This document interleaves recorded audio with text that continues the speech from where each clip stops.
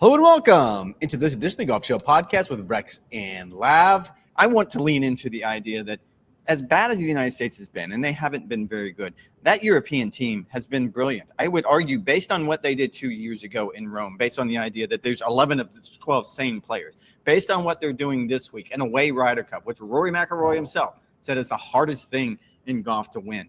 I just think it's going to go down as the best European Ryder Cup team ever. And I would argue if Luke Donald was able to pull this off, and I can't imagine under any scenario that he's not able to, I would argue he goes down as the best Ryder Cup captain, European or American ever. I don't want to gloss over that. And I do want to pull back and do a very, very quick mea culpa. To be clear, thank everyone so much. We had over 100 comments on yesterday's podcast. We really appreciate those comments. Thank you so much. I clearly was on the wrong side of history when it comes to Bryson DeChambeau. So I'm just going to clean it up real quick. Bryson DeChambeau is a generational player who has defined a new way to play the game. He is brilliant. He's going to go on to a brilliant career. I don't care what tour he plays. I'm not here to hate on Bryson DeChambeau. Tiger Woods wasn't a good alternate shot player. He's still the GOAT. Bryson DeChambeau, I still argue, is not a good alternate shot player. That's all I had to say. Bryson DeChambeau, though, this week was a good alternate shot player on this golf course. Bethpage Black bears little resemblance, of course, to the Golf National. Again, this is not a Bryson DeChambeau discussion. If you had it at a different golf course, it may have worked out differently. Bryson DeChambeau, the way he's playing, the way his skill set matches up for this golf course with a toothless setup, I still think was a good play. That is not the reason why the U.S. is losing. It is not the reason why the U.S. is losing, and that's why I wanted to start with Europe is the reason they're losing. And again, we're going to dissect what happened to the United States team for a long time. This is the beauty of the Ryder Cup. This is content for ages. And there are plenty of things to do it. One final pin, though. He won this morning, his first foursome session ever with the best, using your data golf numbers, with the best player in the field, period. Oh, not U.S. or Europe. So he needed to have the best player in the field next to him to pull that off. Sure, it doesn't hurt. And the U.S. was sort of planning on it. Yes, it doesn't hurt to have that, obviously. The U.S. was planning on that. There was a reason why Bryson DeChambeau, Ben Griffin, Justin Thomas, and Cameron Young were all in the same practice spot. I actually think that was one of the best moves that Keegan Bradley has made to this point. If we're in sort of doing these mea culpas, I would also like to have one. I predicted on the preview podcast that this would end into a tie. The more likely scenario than a tie, Rex, is actually that Europe can get to 19.5 points, which would be the largest margin of victory in Ryder Cup history. That is significantly more likely than this thing ending in a 14-14 tie. As we sit here right now, all they need is 2.5 points to retain the cup and bring it back to Europe. I picked the United States to win, a very, very close match, mea culpa. I picked Scottie Scheffler to be the man of the match. I picked Scottie Scheffler to be the man of the match. He is 0-4, the first player in Ryder Cup history to go 0-4.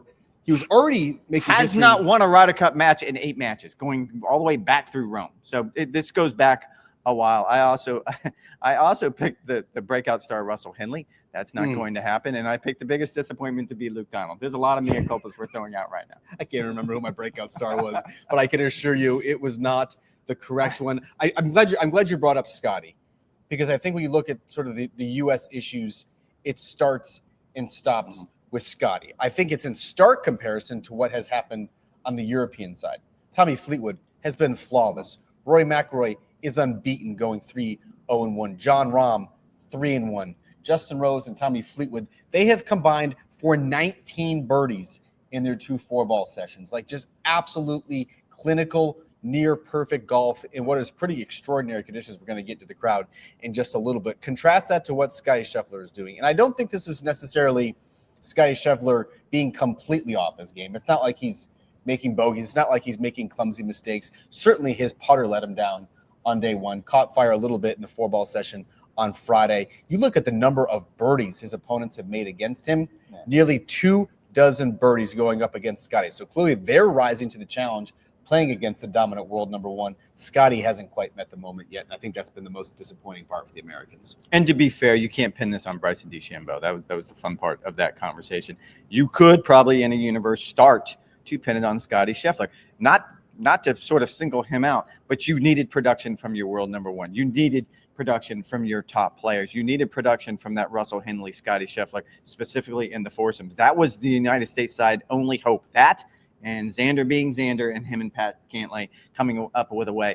Otherwise, it was just wishful thinking. You were thinking that maybe one of the rookies would step up. Maybe this combination of Collin Morikawa and Harris English would step up. It just didn't work out. And it's baffling. Again, this goes all the way back. He had 2 ties and 2 losses in Rome. So he hasn't won a Ryder Cup match going all the way back to 2021 at Whistling Straits. And it's a bit of an unfair comparison, and I don't know if it's really apples to apples, but we've spent all year long comparing what Scottie does on the golf course to Tiger Woods. This is unfortunately the wrong kind of comparison. Yeah, it's the wrong road. And I don't think I think it was Jamie Weir. I did a pod with him, for our Sky Sports colleague tonight. He did point out he felt like Tiger Woods' problem in the Ryder Cup and these team events was a little bit different. He was such an alpha male that he almost had an intimidation factor for his own partner. Scottie Scheffler is the kindest, nicest man in the world. We watched him coming down the stretch today in 4-ball play alongside Bryson DeChambeau, who you would think they aren't particularly close, but he was there. They have been successful together. They went 1-0 and 1 at Whistling Straits. And he was right there. He had his arm around him the whole time. It was really an interesting dichotomy because I don't think that's the problem here. I don't think players are intimidated to play with him. I think on this particular course, Scottie's not one to make birdies and birdies and birdies. That's not his MO. He wants to go out and grind. And as you pointed out, that's not what that golf course is. So I do have a particular theory that I want to trot out as it relates to Scottie Scheffler and the Foursomes session. Okay. Right. So when you're doing foursomes and you're doing alternate shot, the game plan for the captains is to get the absolute best ball strikers on the golf course. So obviously Scottie Scheffler, even though he was not maybe playing his best golf, maybe he'd struggled to find a partner. We thought Russell Henley was going to be that answer. Ended up not being so. So you're going to play Scottie Scheffler regardless. But what Scottie does really well in stroke play tournaments over the course of 72 holes is, let's say he flags an iron shot, he pays it off with a birdie, builds some momentum that way.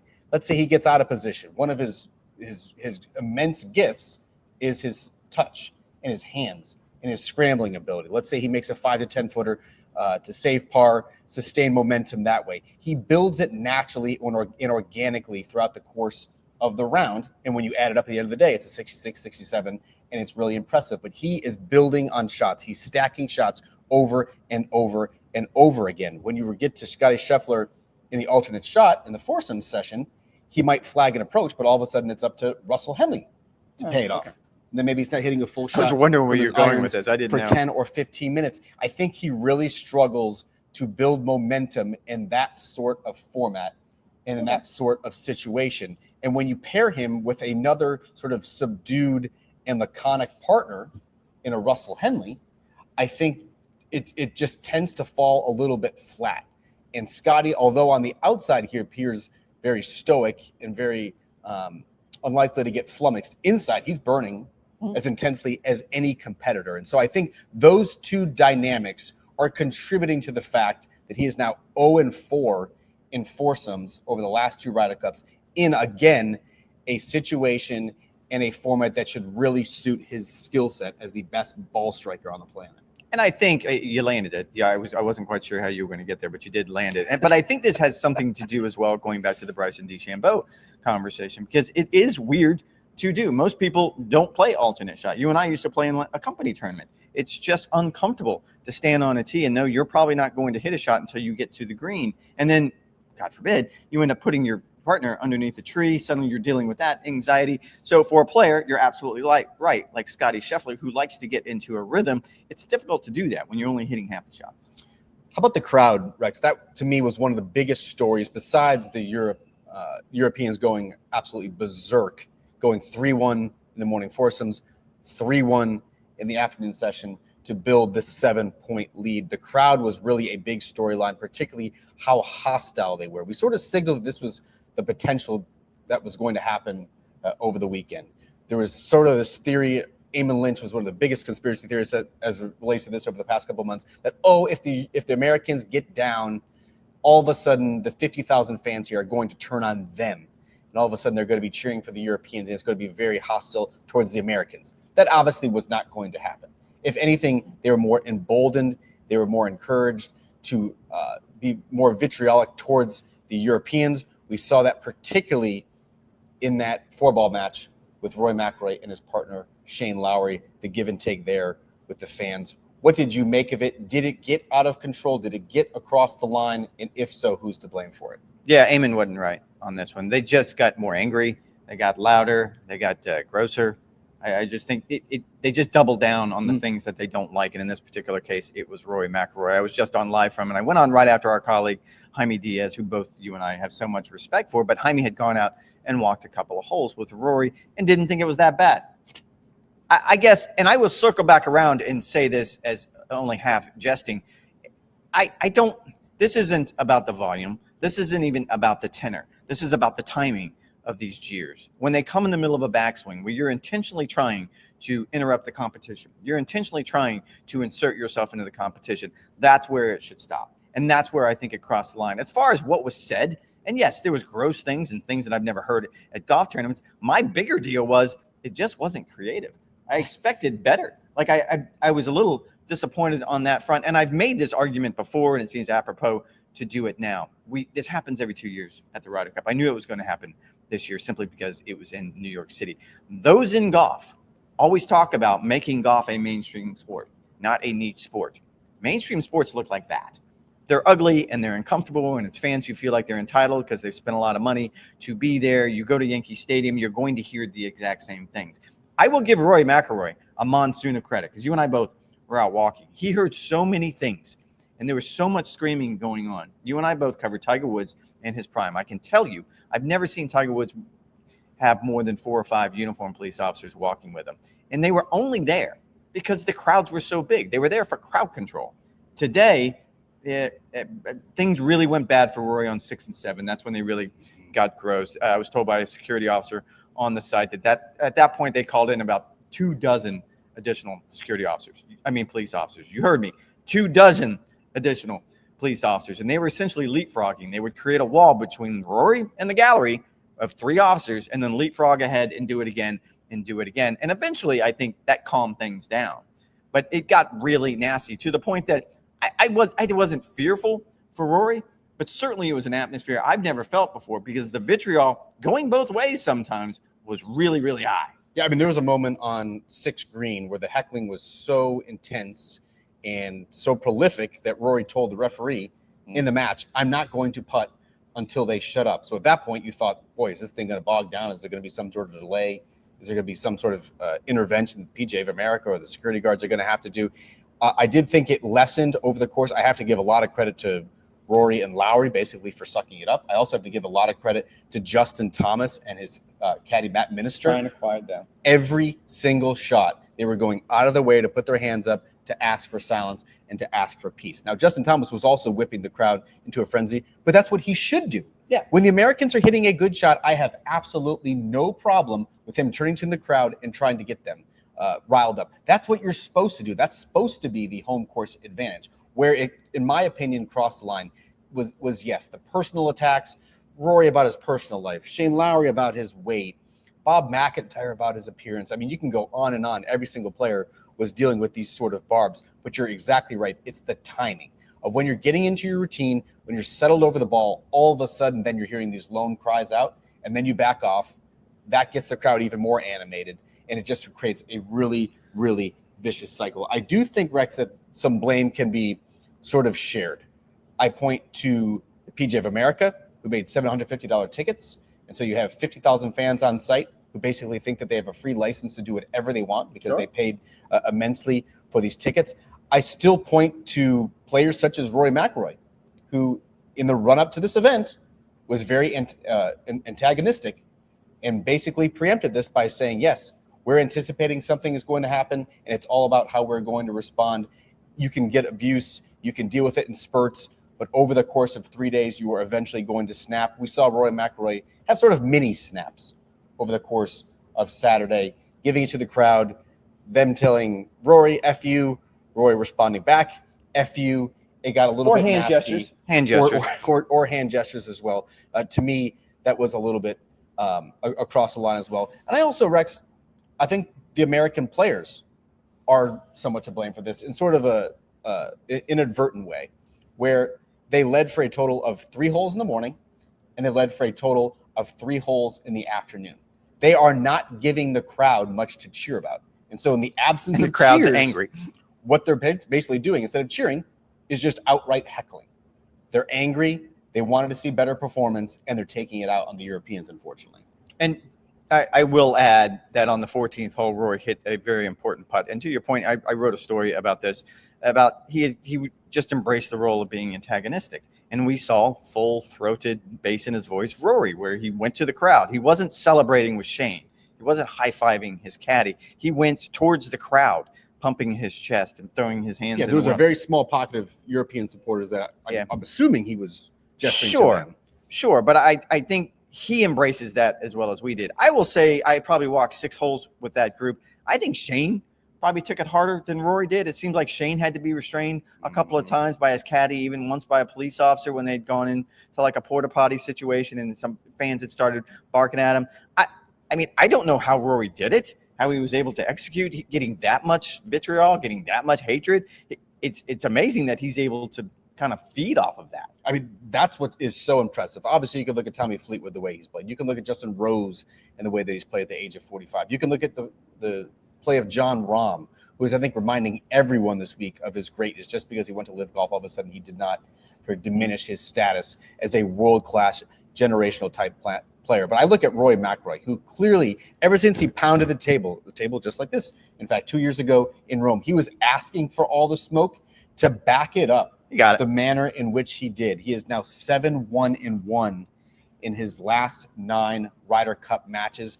It's an incredible performance by Rory McIlroy under the circumstances, under the gun, delivering what is now a 7-point advantage heading into Sunday singles. And so my question for you, Rex, obviously I think we could discount an American comeback. Keegan Bradley could talk about 28-3. He was at that Super Bowl where the Patriots came back against the Atlanta Falcons. You can cue up the images of Alcaraz Sinner when Alcaraz, the fiery Spaniard, came back to win that one in 5 sets. You can use whatever sort of motivational tactic you want. It is very likely, actually, it is almost a mathematical probability that this is going to happen. So what's the score and what do you anticipate Ryder Cup Sunday being like, particularly after what we saw today? Well, and I will say that Keegan Bradley was just sitting probably in that chair that you're sitting in right now when he did his press conference. And he was asked what the message to the team would be. That seems like the obvious question. And I knew where he was going. He was at that game when the New England Patriots beat Atlanta, epic comeback. In my mind, I kept thinking to myself, Tom Brady's not walking through that door. Gronk might walk through that door. I don't think Tom Brady's walking through that door. And the other thought that occurred to me, and we didn't touch on it, but Victor Hovland had some back issues, had to get pulled out of the afternoon lineup. Neck issues. Had to get pulled out of the afternoon lineup. Was going right now to get an MRI late in this evening. So what happens in a scenario where he can't play tomorrow, the way the Ryder Cup rules work, is each captain has to put a name in an envelope. And if there is an injury, that name is pulled off the other team, and they simply split the point. So in this case scenario, let's say, I don't know, I'm going to pick a random name, Harris English gets put into the envelope. He would get pulled if Victor Hovland can't go tomorrow, and they just split the point. It dawned on me that the brilliant way to do this is to have all 12 European players just call in sick, and they win by default in commanding style. I mean, we can all just watch Red Zone on Sunday. Probably much more entertaining than what we're going to have. They here win Bethpage Black. 17.5. Am I doing the math with that right? Yeah, 17.5. Which would be, again, a pretty dominant victory. Almost historic victory. 17.5 to 10.5. It's almost a historic victory, yes. And they never have to hit a shot on Sunday. I didn't answer your question. It's going to be a blowout. I think the part that scared me, and as I already pointed out, I picked the United States team to win. And usually when we're sitting here on Sunday night, and hopefully it's close enough where we can start going down the lineup and picking, like, who's going to win. Where do you think the match could possibly end? And I was thinking to myself, well, I guess I got to go with the guy in 11, assuming the first 10 win is my only chance. I think my biggest curiosity, as I mentioned, is whether the Europeans can get to 19.5. Keep in mind, it was 19-9 4 years ago at Whistling Straits. That was supposed to represent sort of the low point for the European team. This was a team that was in flux. This was a team that needed sort of a changing of the guard to get rid of the Westwoods and the Poulters and the Sergio and usher in a new era. Who could have imagined that 4 years later we're on the precipice of potentially crowning the best European team ever, potentially crowning the best captain European or U.S. ever, potentially crowning one of the greatest legacy-making moments for Rory McIlroy in what has already been a hugely significant year personally for him. And so I think that's my biggest curiosity. I don't think they're quite going to get there. I mean, that'd be still, once again, a hugely impressive performance in Sunday singles just to get to 19.5 as they sit here now at 11.5. But I wouldn't rule it out entirely. I think they'll get close. I think they might get to 18.5, maybe even 19. But 19.5 would be just a complete overwhelming show of force. These are still really proud players on the American side, but I would not discount there's going to be absolutely zero complacency as it comes to the Europeans. I think they want to stamp themselves as a very historic bunch. There was a moment on 18 when that last group was finishing up, and give J.J. Spawn credit. He was able to grind out the only flag for the United States in the afternoon, and he did it probably with two of the best iron shots that the Americans had all day long. I went off. For a rookie, that was a really big finish. Birdie. That sound familiar for J.J. Spawn? Yes. Exactly what he did at the U.S. Open. Yes, and it kind of looked like it. I talked to his swing coach. He said he actually does not hit those shots if he doesn't win at Oakmont, that he learned what a great player he was. However, that maybe gives you a glimmer of hope that maybe you can climb this historical mountain. You don't see it happening. But watching the Europeans, you could have been lapsed into thinking that, oh, they're already celebrating. But given the stats, you only need 3 points. Like at some point, you snap out of it. So, no, I think you're right. I think everyone bears down. All right. That's going to do it for this edition of Golf Show Podcast with Rex and Lav. As a reminder, we'll be back on Sunday night for the full 52-minute made-for-TV edition. We're going to be breaking down Ryder Cup Sunday, Ryder Cup week. We'll also be handing out report cards for all 24 players, plus the 2 captains. I got a feeling that Luke Donald is going to be getting a A++++. As always, you guys know the drill. NBCSports.com/golf, a.k.a. golfchannel.com. I have a long column up on the website right now about exactly what Ryder Cup Saturday was like. Rex also has some blogs as well. Thanks for listening. Thanks for the support. Enjoy the final round, the 45th Ryder Cup.